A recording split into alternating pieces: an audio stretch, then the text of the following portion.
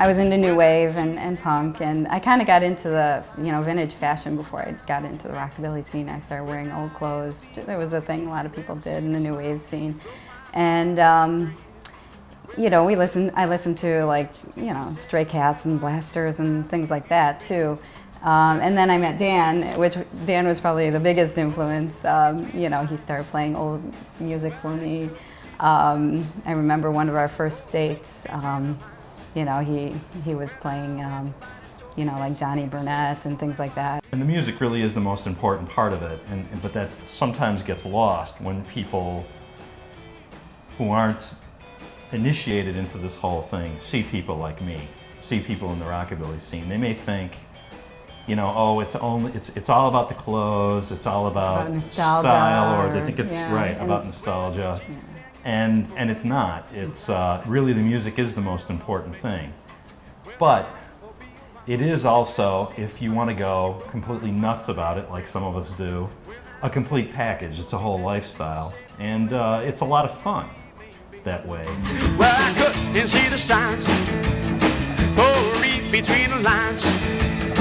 Well, I couldn't see the signs, or read between the lines. I really can't think of any other music subculture that has such a complete package. Music, but also the look, the cars, and then for some of us, the architecture and the design of the period. The couches, they're actually day beds, are a 1950 George Nelson design, originally produced by Herman Miller, and these are reproductions put out by Modernica. And we had these done, we had them do these custom for us with the black legs. They don't normally come that way. Back when, we would go shopping for vintage clothes, and you'd stumble on, a lamp. Oh, this is a cool lamp, and it's $3, you end up buying that. Somebody has to have it. Yeah, and can't leave it here. Or look, there, and then later on, look, there's a lamp that matches one we already have. Now we'll have a set, and over time you start accumulating a lot of stuff. But that's how it expands, from the music to the clothes to the furnishings.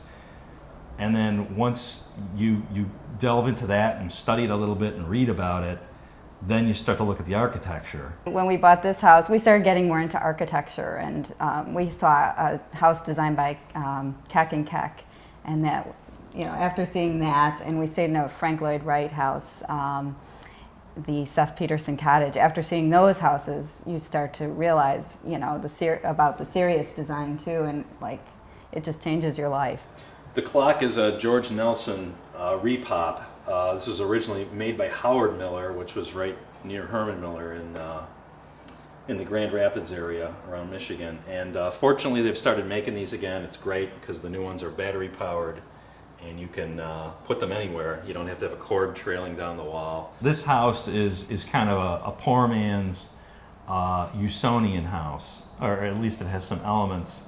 Usonian refers to the work of Frank Lloyd Wright from about 1936 to 1959, his residential style. And this house has some elements in common with those houses, although it's certainly nowhere near as nice as a real Wright house. And we use that as inspiration for what we kind of had an idea in our head what we wanted to do with this house when we bought it. The walls in here are painted the original color. The outside of the house is painted in a little bit brighter shade of what was the original color.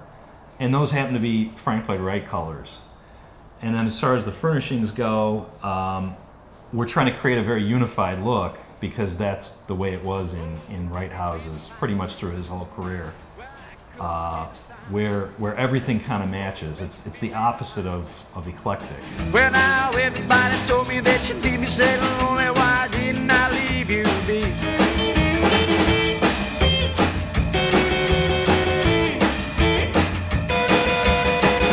This painting is kind of a kitsch masterpiece.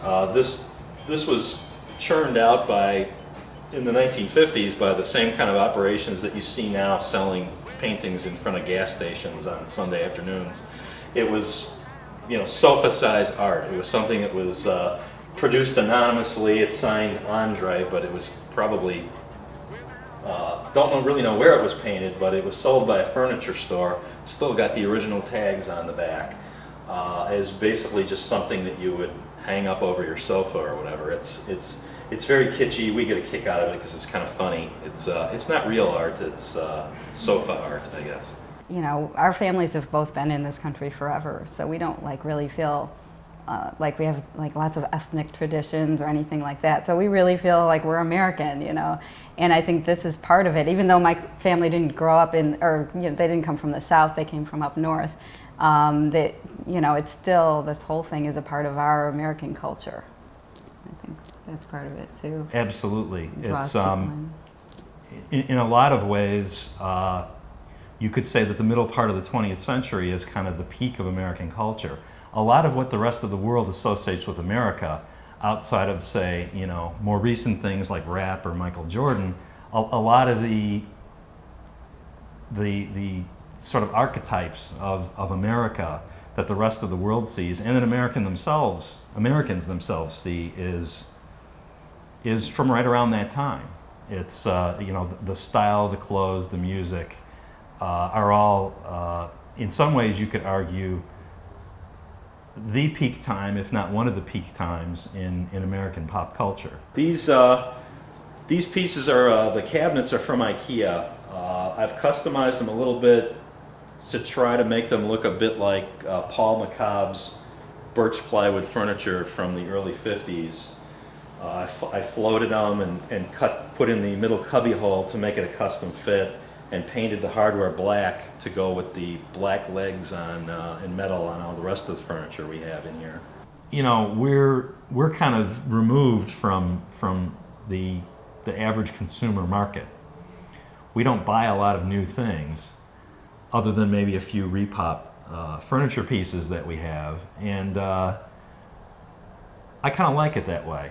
In a way, it's kind of like recycling, and in a way, it's rejecting, in some ways, the sort of obnoxious, you know, consumerist culture that we have, where new is always better, and where, you know, there's a lot of people who suffer under the delusion that the only stuff that's out there, the only music that's out there, the only clothes that are out there, the only furniture that's out there, is whatever's jiggled in front of them on TV. Instead of going out there and finding out what they like, what's really them, and what do they like best, and choosing from all those options. And that, you know, that's part of the attraction of all of this, I think. Well, now it'll be a while before you ever see me smile. You broke my heart in three. Well, now everybody told me that you leave me sad and lonely. Why didn't I leave you be? Well, I couldn't see the signs. Oh, read between the lines. Well, I couldn't see the signs.